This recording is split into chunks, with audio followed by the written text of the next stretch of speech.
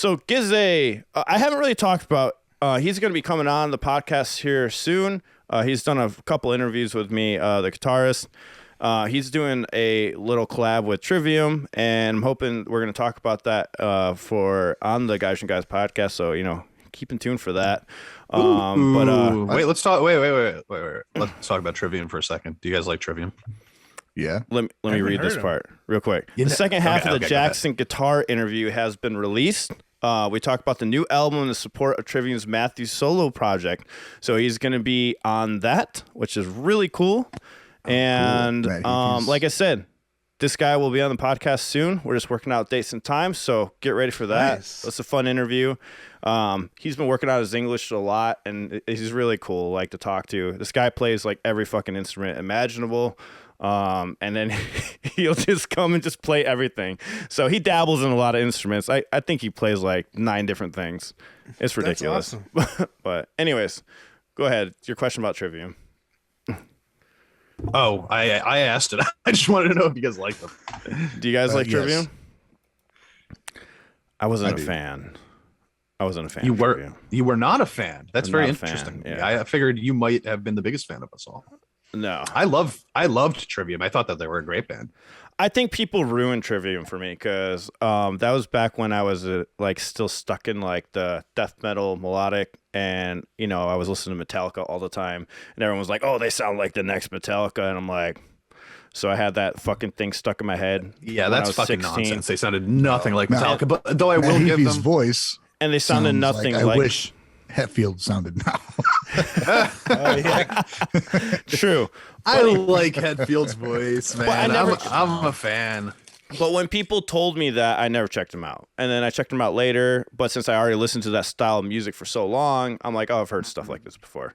Yeah, so I it was get too that, late. 'cause It was they're- too late by the time I They listened kind of to it. remind me of I'd put them with As I Lay Dying and A Bullet for My Valentine and stuff like that, but I like them less than those bands. Right. Yeah, I'm kind of the same way. They're not as Bullet I can listen to longer than I couldn't stand Bullet for My Valentine. Trivium. I like Bullet. Yeah. You don't like Bullet? I love Bullet, man. No. Bullet had that sort of mainstream metal sound. Man, to me, saw you them know? live in South Bend. It's a fucking great show. You know what? I didn't like As I Lay Dying either, but until I saw them live. So I haven't Sometimes heard that's what any you of need. these bands you guys are talking about. What? What? How did you listen to metal and not know these bands? I didn't listen to He metal. doesn't He didn't listen to listen to metal. metal. That'll do it. I'm a rock That'll be guy. the reason. No, the metal I listened to, because they were out at the same time, was All That Remains, Between the Buried and Me. Those are the big ones. The other one, they're a little bit heavier than those bands. Well, I don't think All That Remains is heavier than As I Lay Dying, but No, Maybe back then they were. Back then they That's were. all This those Dark and bands. Heart. There's no clean vocals whatsoever. And when All That Remains came out, when those albums came out, you know what I mean? Yeah. They were pretty heavy. Even Avenged Sevenfold, they barely had. They started doing more singing, of course, on their second album, but all of them kind of came at the same time. You remember Norma Jean and what's the other band? I can't remember the name of them, but anyways, one of my favorite bands. those bands were like Norma Jean, that's almost grindy at certain times, you know. I couldn't get into that. I couldn't either. That was hard. that was a struggle for me. But anyways, I like the ones with melody, man. Like the Yeah. Triviums, like All That Remains, like the Bullets. They all have some sort of catchy melody. I invited Wave to join me on stream very soon to watch some K-pop videos, but now I feel like I just need to invite him to watch new metal videos. You know, right? I feel like I have so much to show. I know we've been having a blast showing them Baby Metal. That's been fun. Yes. I heard. Yeah, how'd you feel about that, Wave? You have a good time with the Baby Metal? Oh yeah, it's freaking epic. And Tell him. Yeah, real quick, might as well. That's some cool news. What do you think of? He watched Red and Black Knight, Tokyo Dome. What did you think about those two concerts? In case anybody missed that stream. like Champ was just talking about, mixing the melody with metal. They have such a nice blend in their sound, mixing those brighter vocals with the really intense metal music. And the Kami band is just such a standout and whoever mixes those shows, because the mix is just, it's above and beyond what you hear even in like studio quality records for most bands, you know? It's pretty insane. It's Yeah. And the band is just flawless. They're so tight, they're so locked together, and I love that because a lot of idol bands I've been watching on my live streams, they'll either be playing to a backtrack or the band will be kind of stuffed into the background. You don't really see them, but I love that Baby Metal has some They songs highlight. where, yeah, the band is the feature of that song, and they Right. show the band when there's solos and stuff. So I it's think a they're really almost as cool highly combo. regarded as Baby Metal, not as Baby Metal because it's Baby Metal as a whole, right? As the three girls, you know, it's like they are. Yeah, they you are know. their own entity within Baby Metal. Wade, I don't you think. gotta check out the Kari band. It's the band that band, but doing jazz. Oh, that's amazing. Kari Fuck, Band's dude. great. That's the difference. Oh my god! I checked out several songs in one video, and it was just like, what? Mikio So is a good. beast. Mikio is a beast. Like, cause he played jazz before doing like all the metal and stuff. So, Kari Band's great. So most of that band, is in Kari Band. That's crazy. I didn't know that they had like their own sort of side thing or whatever. Are they popular? Oh Yeah, you should check them out, champ. They're really I would good. love to. They're like Yeah.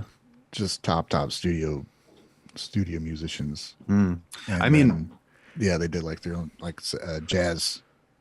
It's like just the three of them.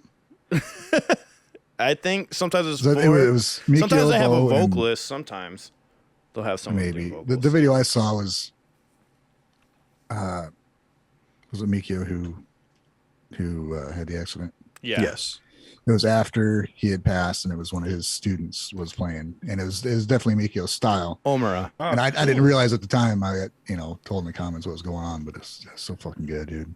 That's cool to hear that Mikio passed on his style because it's so unique.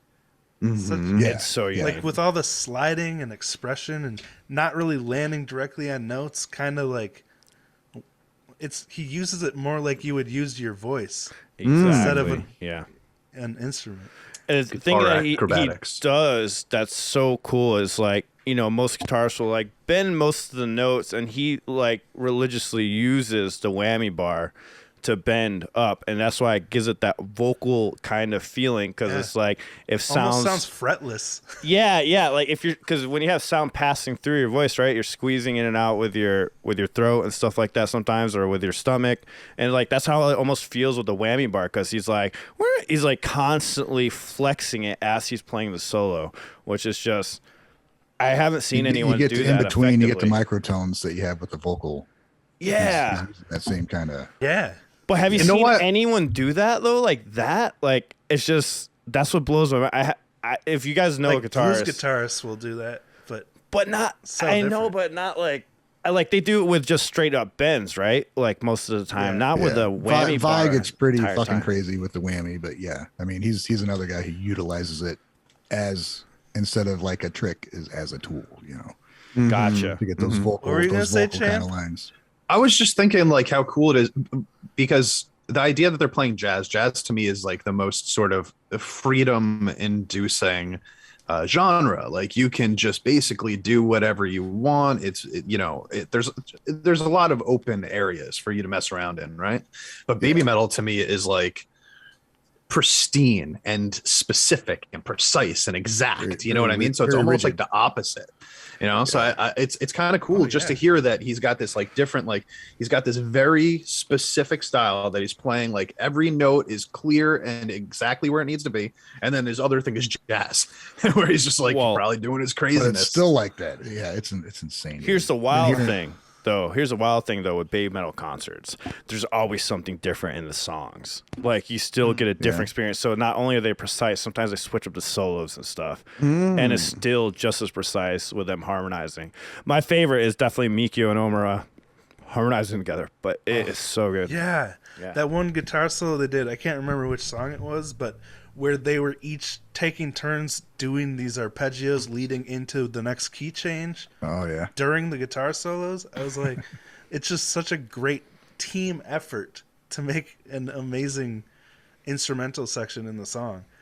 Yeah, man. I keep hearing great things about Catch Me If You Can. It's like one of the live shows that I haven't seen yet. I'm gonna be checking that out this week because I hear it's a that they have great like a song. really great intro to that one too. If you are enjoying these clips from our full podcast, make sure you like, comment, and subscribe. Turn on all those notifications so you don't miss out when we go live on Sunday, which is always the same time at 9 a.m. Mountain Standard Time. And if you can't catch it there, we're also on Spotify and future streaming platforms in the future, because that's where the future takes place. I don't know. Just hit subscribe, guys. It's right there. The video's right. The video's somewhere in here. I don't know. I'm tired. Potter made me do this. Click that video. Just do it. Do it!